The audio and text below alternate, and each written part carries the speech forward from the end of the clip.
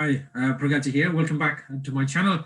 If you're new to the channel is all about helping new property investors, new migrants, immigrants in the UK to understand property, how to get on the property ladder as early as possible and build wealth and passive income through investing in property. Now, this video is about how you can use price history of a particular property to your advantage. So if you can use that in a strategic way to negotiate, that's a great thing, and that's what I'm going to try and show you here.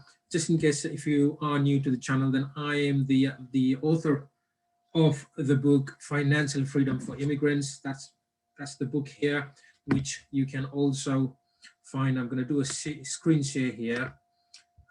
Here we go, which you can also find here. We can purchase it from here and also from Amazon, which is this one here. So now we all start searching for property, especially in the UK, normally from Zoopla, onthemarket.com or rightmove.co.uk. Now I normally use Rightmove, and that's the website here. So obviously you go to rightmove.co.uk and you select an area that you are interested in. And here I've actually pre-selected the Dartford station because I found a property here which is very suitable for what I'm trying to explain to you. Obviously not each and every property will meet your requirements. So now when I'm doing a search from Dartford station, 1 mile, price range 200 to 300,000, and I'll do a search, and this is what it has come. So you got the list of properties here, and so I'm just gonna take you to this particular property here, which I can use it to demonstrate what I'm trying to show you here. Right, so the Gordon Road, let's look at this property, and then we normally check all the the pictures here, the general details as presented by the estate agents. And if you are new to property, then probably you might ignore the bottom bits here, where you've got really important information. Now, here's your price sale, property sale history. So this will tell you exactly how much the property was sold and at what price. Now, let's look at the first one recorded here, which was 1999. The property was sold for 59,500. 5 years later, just over here, 2004, and it's been sold for over 100% increase in the price, 124% increase on the value of the property, which is a great margin there within 5 years. Normally we say 8 to 10 years, the property price doubles, but here you can see in 5 years, the property has more than doubled in here, which is a great profit for someone who sold it over there. And then 3 years later, 165,000, which is not bad, with a 24% increase in the value of the property. Now, the current listing price is 285,000, and it says offers above. So, which means if the property is a good, attractive property, then it could even sell for 300,000, for example. So now from 2007 to 2021, we're in 2021 now, so which is 14 years. Okay, so that's quite a long period of time.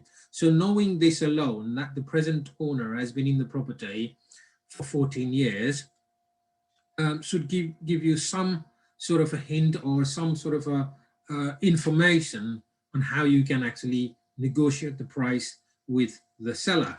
Someone who's been there, and look at the equity that he's built up over that 14 period of time. So he bought it for 165,000, and now he might even sell it for 300,000. Okay, so you've got over 100,000 of equity that he's built in that property in the last 14 years, which is a large amount of money.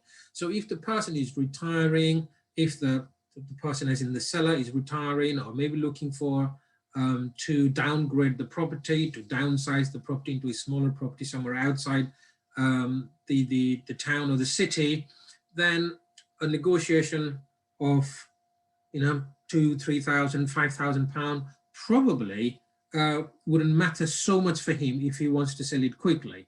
Okay.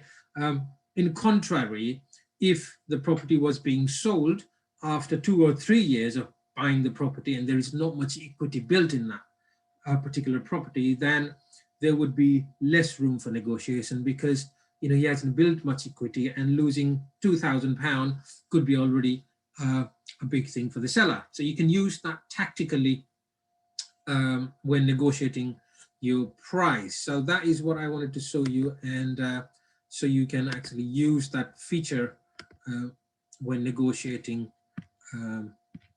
property price with the agent or the seller. Now, when you're thinking about this particular property there for 14 years, but also what is important is to understand whether that ownership was under for living themselves, or was it a rented property. If the property was rented or a rental property, that means it was an investment property, and if the property is in a good condition and still occupied, then maybe the seller, the investor seller in this scenario, probably wouldn't be too keen on getting rid of that.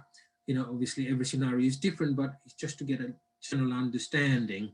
Whereas if the owner was an owner occupier, so your strategy of negotiating could be slightly different. So I hope I made myself clearer and give you some insight on how to use the price history to negotiate the property prices. So I'm going to close the screen here now.